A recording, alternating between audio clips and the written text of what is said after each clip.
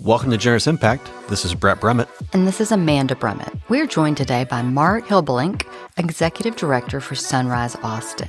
In this episode, you'll hear how they offer pathways to housing for people experiencing homelessness through low barrier access to wraparound services by providing innovative, trauma-informed, and person-centered programming.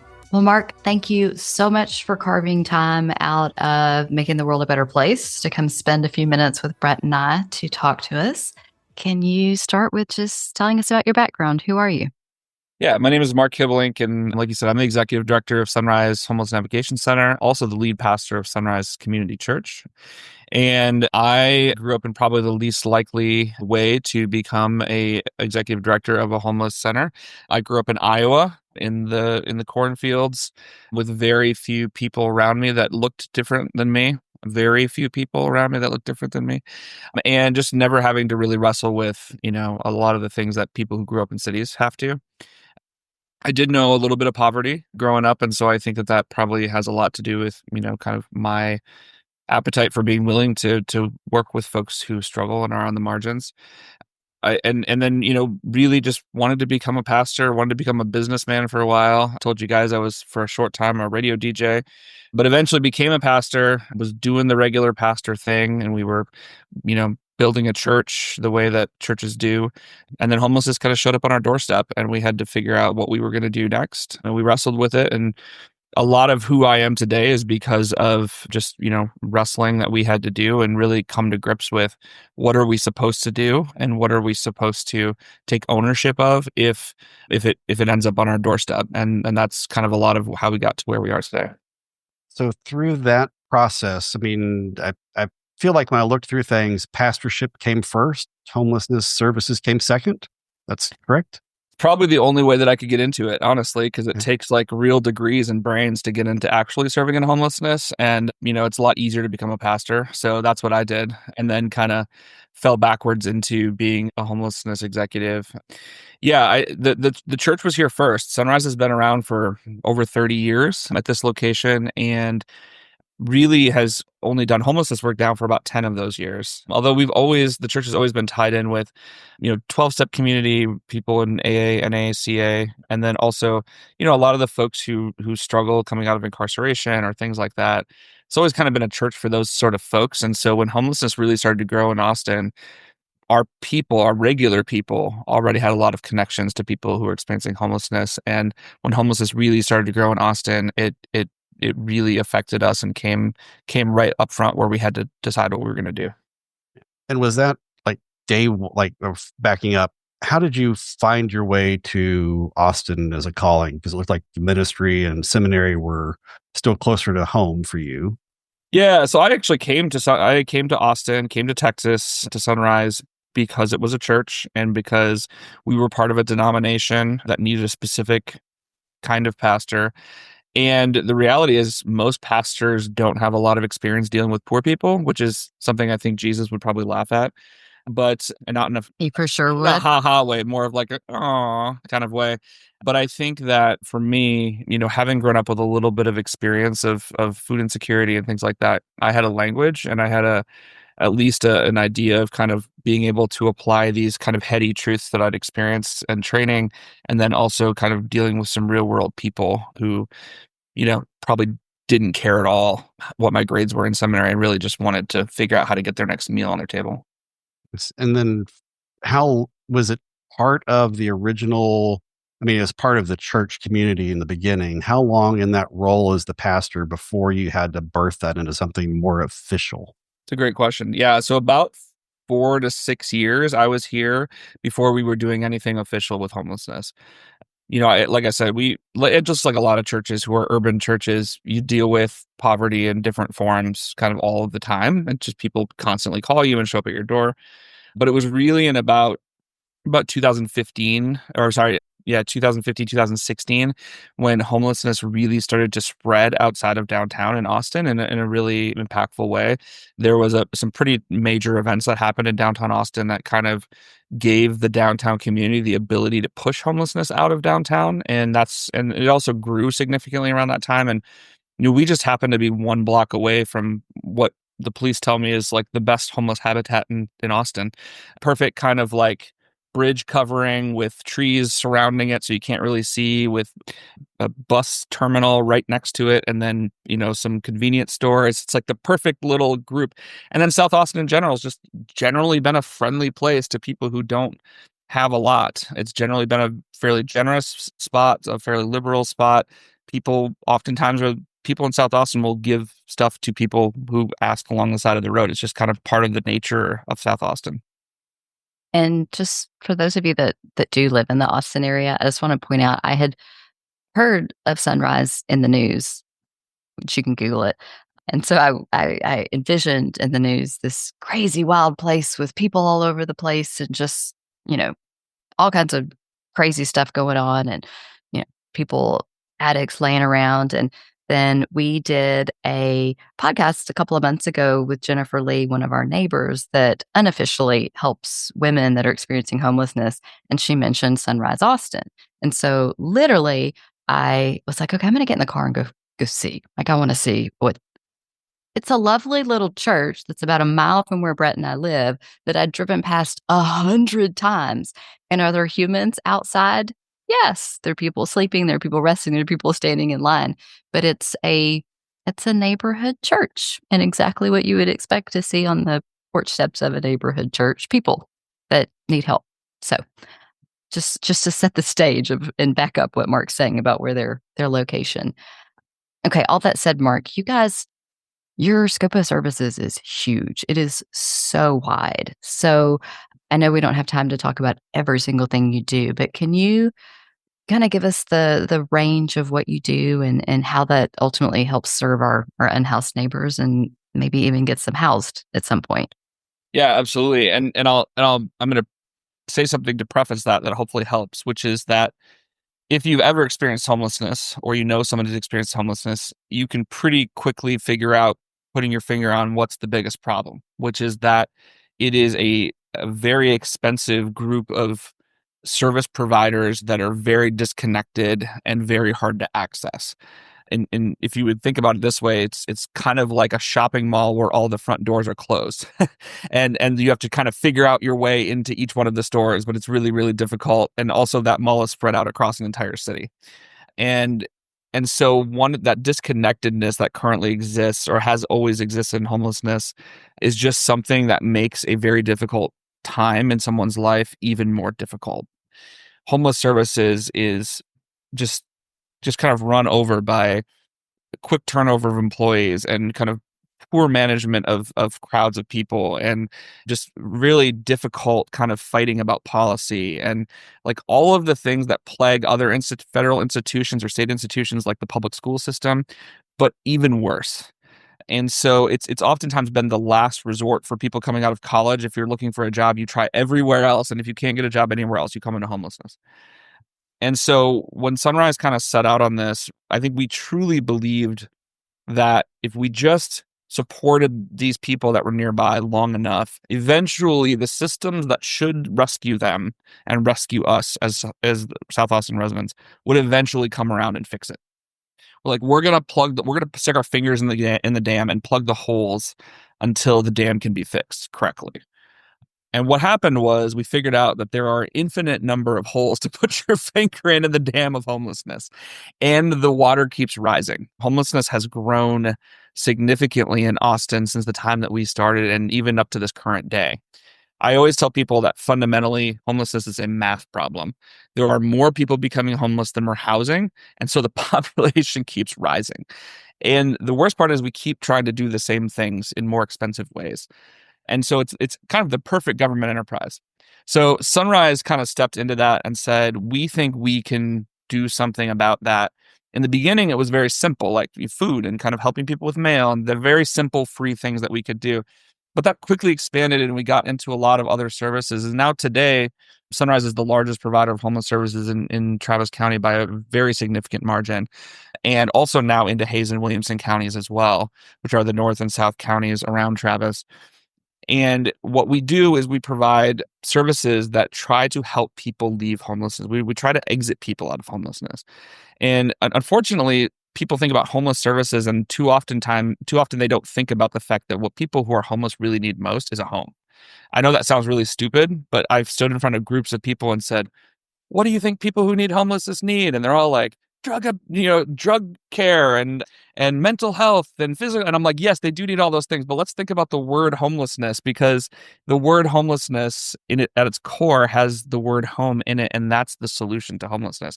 And so for us, anything we build has to be kind of oriented around helping people exit homelessness into housing. From every meal we serve to every conversation we have to every shower we give, it has to serve that purpose. And so what we have is a complex network of different kinds of ways in which we can meet people, because it's really easy to fall through the cracks. And so we try to bridge as many of those cracks as possible. So we have teams that function out of our day center in South Austin. We have an even bigger team that serves our hotline, which actually is a phone chat and text version of our day center. We have outreach teams every day that go out into camps all around Travis County and into Williamson and Hayes counties. We have shelter teams that work in shelters and kind of do the case management inside of shelters. We have housing teams that actually put people into housing. And then we also have wellness programs that help people with physical, mental, and substance abuse care. And all of those things mixed together is actually the secret sauce. It's not that like we're going to do something that's never been done before. People have built shelters. People have built day centers. People have built hotlines.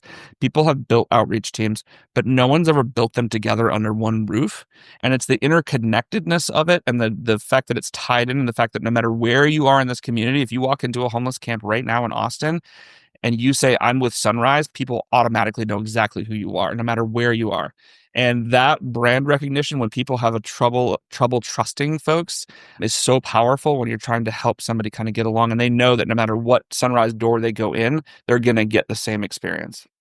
Definitely. And just to help us solidify in our mind, can you give me just an example of like a certain person's journey Absolutely. with Sunrise? Yeah. So, there's lots of different ways that people become homeless. And I always say, like, there's infinite ways that people become homeless. There should be infinite ways in which people exit homelessness. I would say some of the most common ways that people enter homelessness is because of lack of money. That should seem obvious, but it is. That's one of the major factors. Incarceration. People oftentimes get just kicked out of jail, and by the time they leave jail, they've lost all the stuff that they'd built up before they went in. There's also, other counties that, try to offload their homelessness onto Travis County. And then there's a lot of domestic violence in our community where, women and children end up homeless because of an abuser. And so no matter which one of those pathways you take, there's kind of similar pathways. So I'll take the story of Susan, who was with her kids, and they were living in an apartment. And that apartment actually belonged to her sister. But because of an abuse situation, they had to leave the apartment that they were in and move in with her sister. And when they were living there, they constantly had the apartment manager kind of checking in, because you can't just move into someone's apartment. You're supposed to get permission. And so her sister was about to lose that apartment if she would get kicked out of there. And so she decided to go move her kids into her car. And so they parked outside of their kids' school. So she would take her kids to school every morning, then she would go to her job, and then she'd pick her kids up every day after school. She actually was identified as homeless by one of the teachers at that elementary school. The teacher talked to her, not in a judgy way, but just said, hey, we want to help you find a place to connect. Sunrise is the trusted partner of AISD. Here's who you should go talk to. And she comes to us, and then we help identify what are the things that you're bringing to the table and what are the things that you lack. And so we go through a whole laundry list of, do you have income? Do you have insurance? Do you have food stamps? Do you have a mailing address? Do you have family that could take you in any other part of the country? Do you have disabilities? Do you have any of these? We go through this whole list, and then based on what she brings to the table, we try to take those Lego pieces and build something. And so we kind of know the pathways well enough to say, okay, Susan, you've identified that you have income and that you don't have a disability, but you do have food stamps. How can we help you do this? Well, in Central Texas right now, it's actually really easy to get an apartment if you have income. The people are giving away 2 free months of living if you can just apply. And so, but she didn't have the money to do her application. So we helped her with the application fee. She got in, but now to move in, she needed to have 3 times the rent. She needed to have a deposit, first month's rent, last month's rent. She didn't have that because she'd been paying for food for her kids while they're staying in the car. She called Sunrise on our hotline. We're open 8 to 8. She called us. We had that payment made that day, and she moved in by 5 p.m. And so that's the kind of stuff that we're able to do, because not only do we have these in-person places where people can go, but they can also make this stuff happen digitally. And so giving people all of those tools, I always like to say, like, I think people think about homelessness as something that you do to people or at people. We try to think about homelessness as empowerment, homeless services as empowerment. We want to work with people. And so Susan might not have come to us with her full cadre of skills that you and I might come to homelessness with, but she'd kind of been living in her car and had lost some of those abilities and some of those tools that she might have had 6 months ago. But she still had some things. Like, she still had her ability to work. She still had her care for her kids and her motivation to get things done. And we take that and we amplify that and get her into the place. And now suddenly she can take over that for herself. And that's kind of a process that happens over and over and over again. And whatever those things are that people are lacking, we probably have them somewhere in our system where we can help them get the things that they need. So from that kind of incredible journey, I have so many other questions, even preceding that question I want to get to first. Yeah. You mentioned that you guys are one of the only interconnected models with all the services that you rarely see. Yep. Do you see other groups trying to replicate that, or is that still just you're not seeing that happen across organizations? I think, well, so let me say this. The homelessness system, and when I say system, I mean all the different organizations that are doing all of this work. There's something like 50 of these organizations in Travis County right now.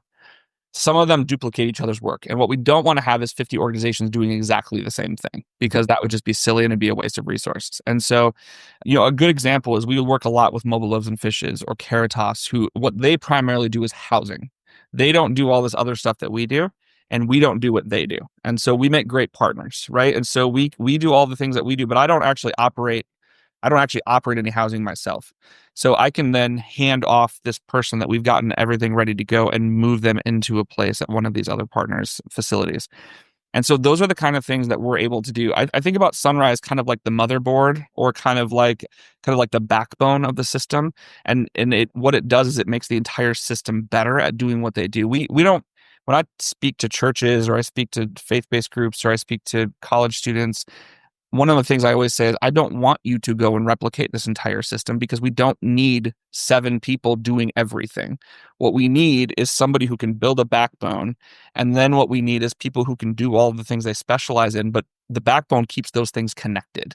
And keeping those things connected is really important, but you don't need everyone to do everything all the time, because that would kind of be a waste. And so we want to work together and we want to try to build that. But I think we have built a system on purpose that can try to be the best possible and best woven safety net that we could possibly produce, so that we can catch people who fall through the cracks and all the other parts of the system.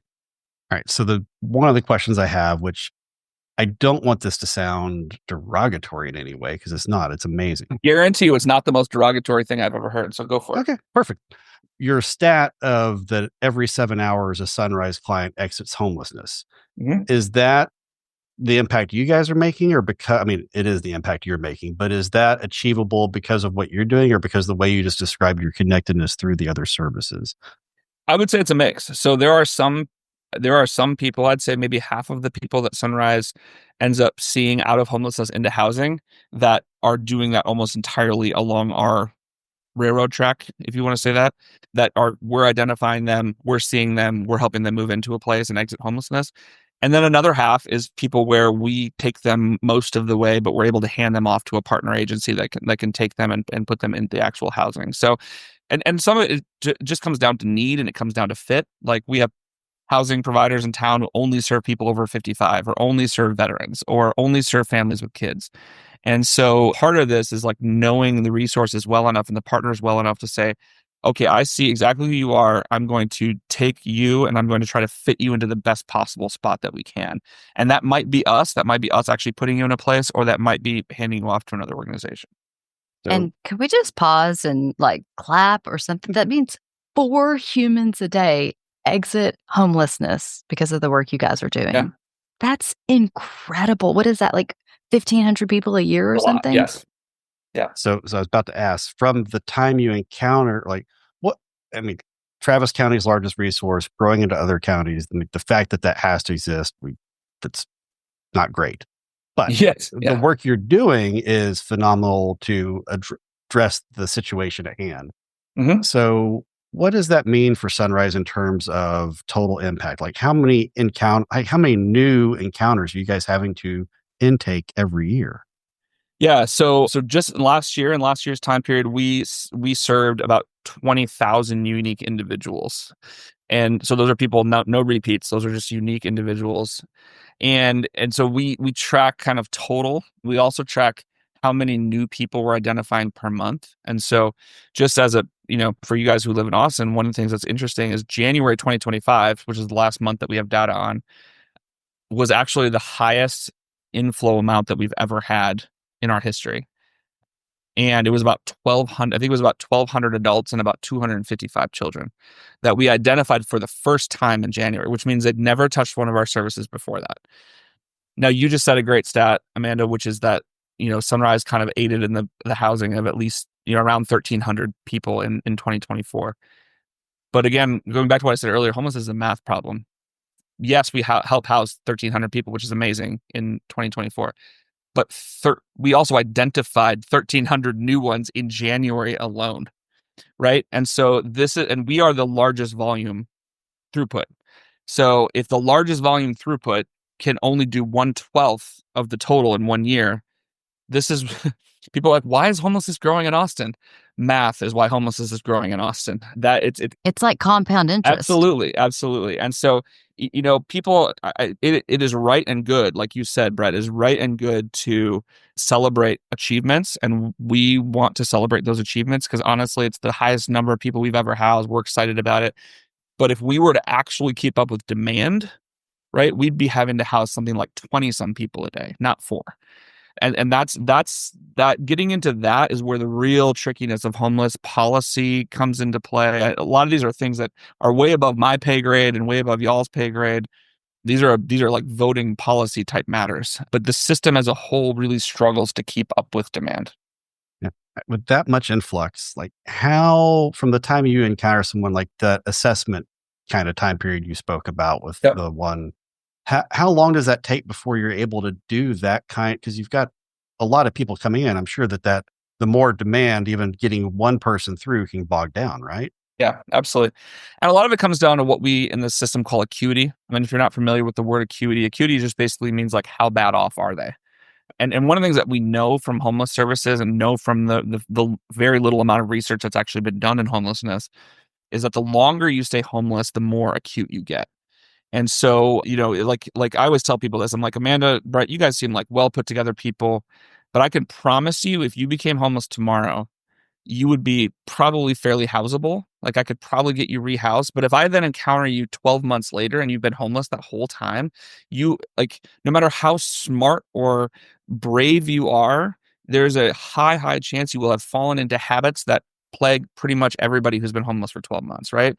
That could be substance abuse. That could be violence against you or violence against others. That could be all sorts of behaviors and poor eating and that sort of thing that is going to plague you. And you are going to look very, very different in 12 months if you are homeless than you do the first day you become homeless. And in fact, one of the studies that we just did with the University of Texas is how long our people are sleeping every night. And the study actually concluded that very few of our people ever sleep more than 2 hours in a row. And if you can imagine trying to pull yourself up out of your bootstraps when you haven't had more than 2 hours of sleep in a row for the foreseeable history, it really kind of compounds this reality. And so that's going on. And I think so. What academics has told us is that if we catch people in those first 30 days, their odds of being able to be like put back in the system and kind of function again are exponentially higher than if we catch them after 12 months or after 14 months or after 24 months. Because homelessness doesn't just happen, it happens to you. And a lot of the things that people experience that kind of traditionally associate with homelessness are the effects of homelessness on the person. Now, they may have done something to get themselves into that spot of homelessness, but once you are in the cycle becomes you, and it starts to take over and it starts to act on you. And so, like, capturing people in those first 30 days, like that story I told you about Susan, like, God forbids we hadn't caught Susan in those first 30 days, because if we hadn't, we know almost exactly what her trajectory would have been because we've seen it so many times. That's why it's so important that we work with our partners like AISD, work with partners at like jail to be able to identify people in those first 30 days. Because if we can identify them in the first 30 days and we can resolve that homelessness, they have so many more internal resources to be able to bring to the table. And they have so much more kind of preparedness able to bring to the table and so much more to work with than he would when he'd been homeless for almost a year. And I'm sure that some people probably hear the story of Susan and go, "Oh my God, you just turned over 3 months of money." That's probably a small amount versus someone in kind of their Absolutely. thing. The average, right, the average cost of housing people in kind of like the normal government housing that is paid for by the federal government is over $30,000 per year per person for perpetuity. So if you do that math, I mean, you're talking about, like a ton of money, and you can have those vouchers until you die. And so you're just talking about so much money. And for us to be able to pay, if we can help somebody resolve their homelessness in those first 30 days, it's so much cheaper. It's we are saving the government so much money by taking that intervention. And, I'm just Midwestern enough to know that if you can do something for cheaper, you should do it. And then like money coming in, I mean, that's a lot of money, a lot of people, a lot of staffing. Yep. Where does your inflow of revenue or resource come from? It's a great question, especially today, because a lot of a lot of organizations are really struggling to think about where their future funding sources are going to come from with some of the shakeups at the federal government. Sunrise has a pretty diverse funding pool. So we have some federal money, we have some county money, we have some city money, and then we also have a lot of kind of just local supporters, a lot of foundations and individuals who support us financially. And so it's that mix of contracts where we have deliverable things we do for a city, local, or federal government, but then also really working with a lot of the donors locally who support us. And both of those things are essential. But I'll be honest, I never get to hug the federal government, and I do get to hug people who give to us. And so I'd always prefer that the money come from people who are local, who really want to make a difference in their community. And then, Mark, I'm curious, two questions. Since you are based within a church, is there, any need for the people to take the faith or anything like that? And then two, do any of those people end up becoming housed, but a permanent part of Sunrise's community, either through the church or through volunteering? Yeah, that's a great question. So to answer your first question, absolutely not. We don't have any prerequisites on what somebody needs to do to get help here. In fact, it's one of the things that when I hire people, a lot of times they're kind of skittish. They're like, am I going to have to go to chapel, or am I going to have to sign some sort of theological document? The vast majority of my employees are not even Christians. And so it's something where we are motivated by faith at our core. It's why we started, but this is proven to be one of the most kind of community collaborative things that I've ever done in my life. And we have tons of support from the Jewish community, from the Muslim community, from communities that have no faith at all, and lots of folks who come here because of our impact. And probably the most common thing I hear is, I can't believe a church is actually doing this, which is, as a pastor, makes me a little ashamed of my Christian brothers and sisters all throughout the world, that people would be surprised that a church would serve the poor. But also it's a privilege to be able to do it and to be able to show people that you don't have to preach at people in order to help them. And so to answer the second part of your question, I would say that I think really, when we think about how people get involved in community, even though we kind of operate as a more or less kind of a faith-based, informed, secular service to the community, we are still rooted in this community fabric, that we do have a church that's part of this operation. And when you think holistically about people have physical needs, they have emotional needs, they have medical needs, but they also have spiritual needs. And that doesn't look the same for everybody, and not everybody follows the same path, and we're okay with that. But there is a spiritual need for community. And so some people do actually come back and become a part of the church community, or are part of the church community while they're experiencing homelessness. We actually project our church service, video and audio, to an outside spot, because we found out that some of the folks didn't feel comfortable sitting inside in church. They felt bad because they smelled bad, or they looked bad, or whatever, or they just didn't like people. And so we put it out there, and people actually worship even in 10-degree weather. we'll have people worshiping outside on this patio spot, just watching the service and being a part. And we take the communion out there, we take the offering plates out there. It's part of the fabric of what we do.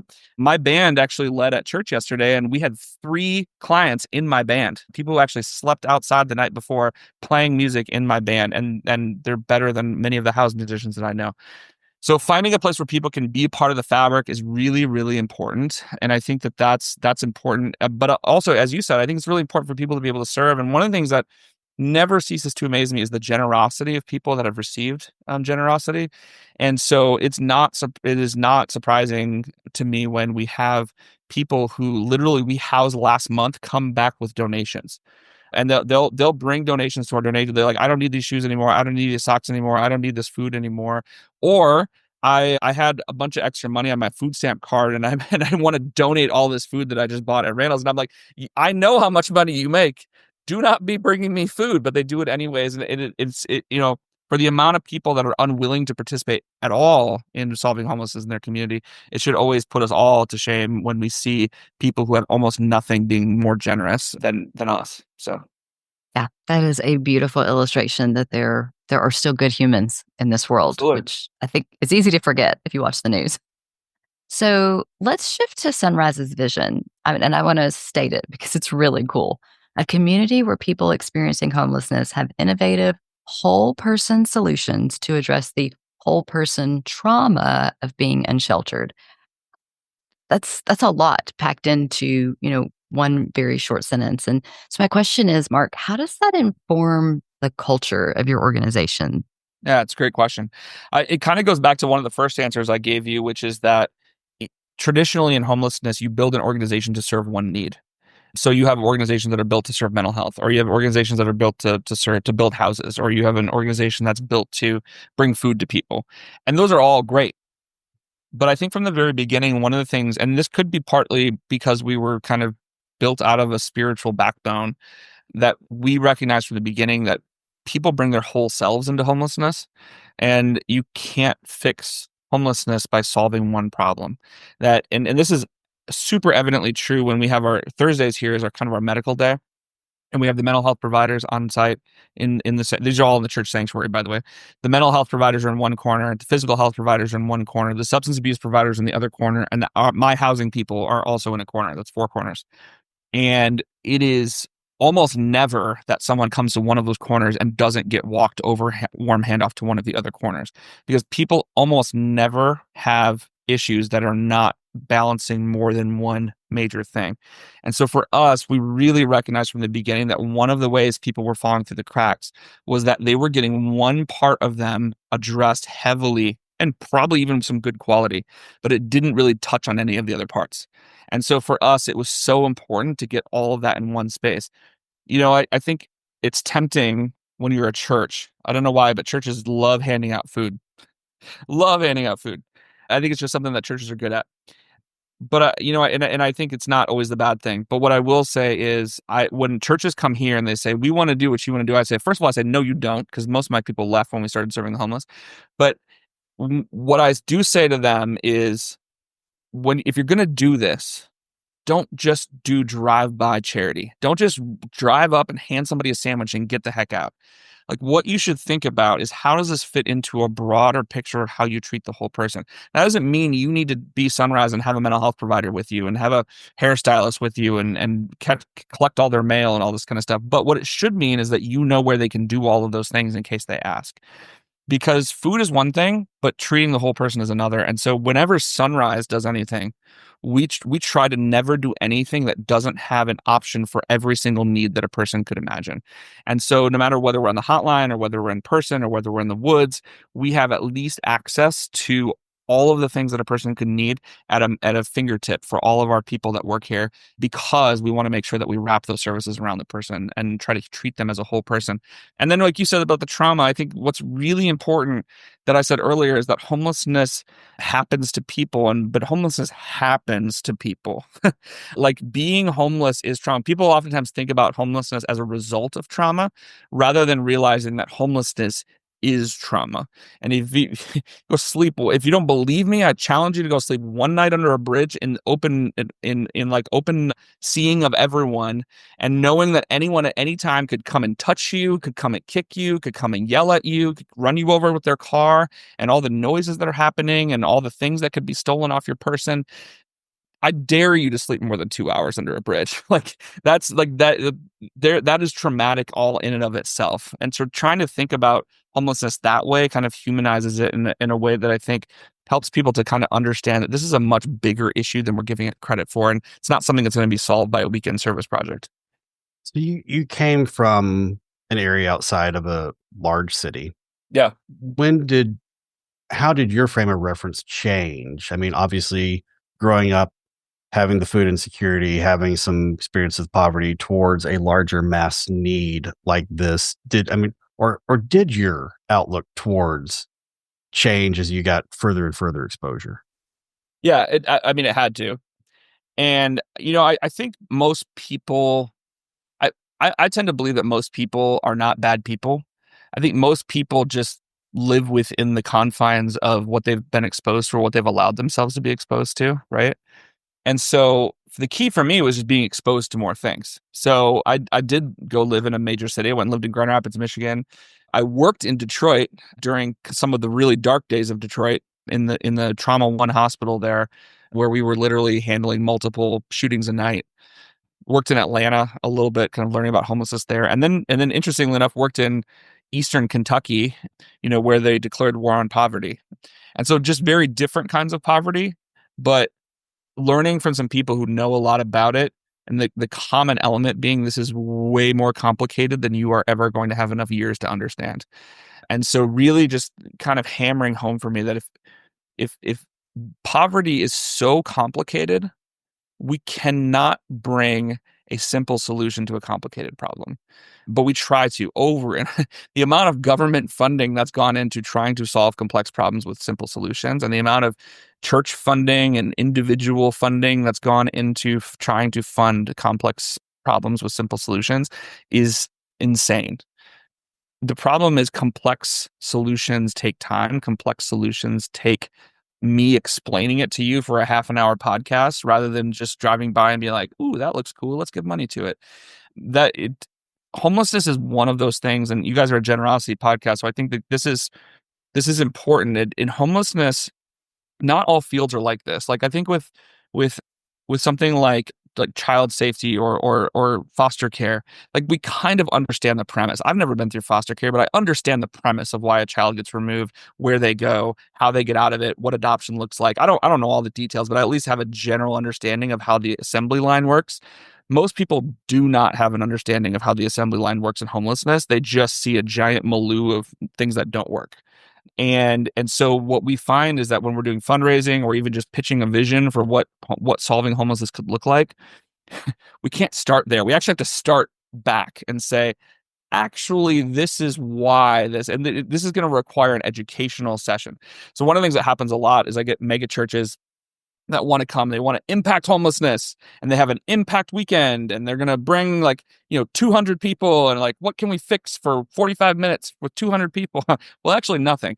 And so one of the things we say to them is we say, and college groups do this too, I don't want to pick on Christians, but when we Pick away. when we Pick yeah, away. I thanks. see so many shortcomings Yeah. in my pastoralship career. Yeah. So yeah. So one of the things, and so I will say some of the best experiences I've had with universities and churches is where we've said to them, guys, I love your passion, but before we ever bring you out, I want you to bring me out to your campus, and we're going to do an education session first. And then if people want to come serve, they can come serve. But let's build some knowledge before you start acting. It's kind of like if everybody just didn't have the instructions and tried to build Lego sets. Let's not let them build the Lego sets without the instructions. Let's actually talk about how Legos work and what this picture is supposed to look like at the end, instead of just all picking up pieces and trying to build whatever we feel like is we can build in 45 minutes and then pat ourselves in the back. So that really kind of, when you have a complex problem, you've really got to take that educational piece and make education hand in hand with service. All right. So let's shift the frame of mind a little bit. And I'm curious, If you had a wildly successful next 3 years with Sunrise, what would that look like? That's a great question. So this is a hard time in our governmental history to be dreaming about the next 3 years because we all just Yep. want to survive to the next day. But what I would say is for Sunrise to be successful, ultimately, it means that homelessness will decrease in this city. And that I truly mean that. I think a lot of times when people talk about trying to solve homelessness, what they really want to do is just help a few people. And then they're not considering the broadness of the issue and the pure like scale of the numbers. Like we actually want to create solutions where you see that line that keeps going up, that exponential growth of homelessness, where that line actually starts to curve downwards because people are being housed. But in order to do that, you need a massive response. And that's what Sunrise is about. Is well, we are about massive response all across the central Texas. We want to see numbers decline, overall community numbers decline. We want to see overall numbers of people experiencing homelessness decline. We want to see overall numbers of children experiencing homelessness decline. And we're just now starting to get to the tipping point of where we can start to see those really tangible, big graph results happen. And so I think if you ask me what we would want to do over the next 3 years, it would be that we want to house as many people as possible, especially because right now is an amazing window to house people because the housing market in Austin is the softest in the nation. We can house we could house the entire homeless population 6 times over right now in Austin with the amount of apartments that are sitting empty. And so we want to put those people in and we want to keep those people in. That's our goal. And obviously there's a lot of services, there's a lot that goes into all of that, but we would love to do that. And then I'll throw one even bigger pitch out there, which is that we've had inquiries from other cities about Sunrise coming in and trying to help them digitize their process. One of the things that we're known for is digitizing processes. It's 2025.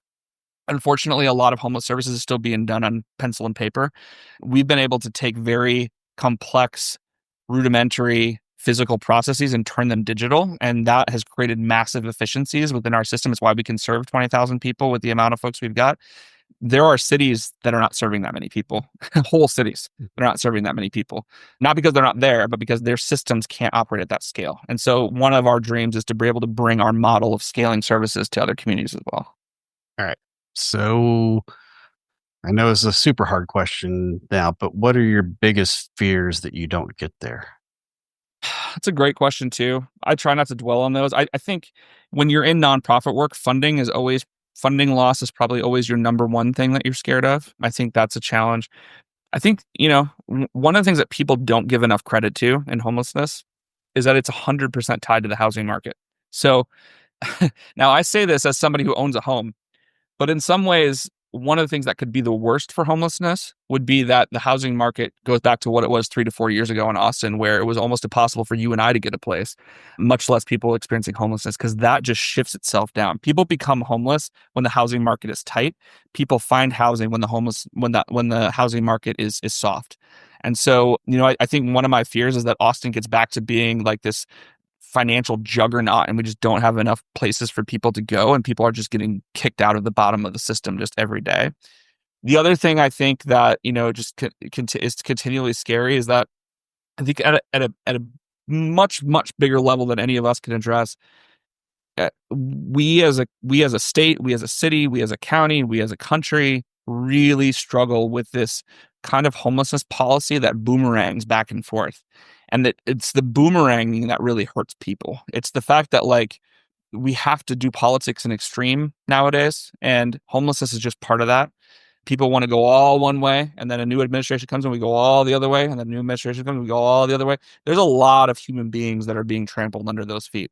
And so thinking about maybe homelessness can be the one space where we can actually make some compromises and be pragmatic and actually talk about the fact that people on the left and people on the right both want to solve homelessness.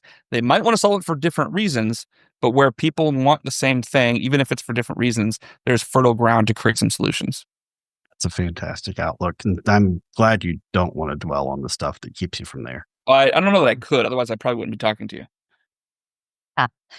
Well, Mark, what Sunrise Austin does truly inspires us. Who or what organizations inspire you? A great question. I tend to point towards groups that I think are innovative, that are thinking great thoughts about homelessness. And to be completely fair, there's not a ton of these, which I think is part of the reason that we're in what we're in. I will say that some of the things that inspire me the most are the work that is being done around academic research.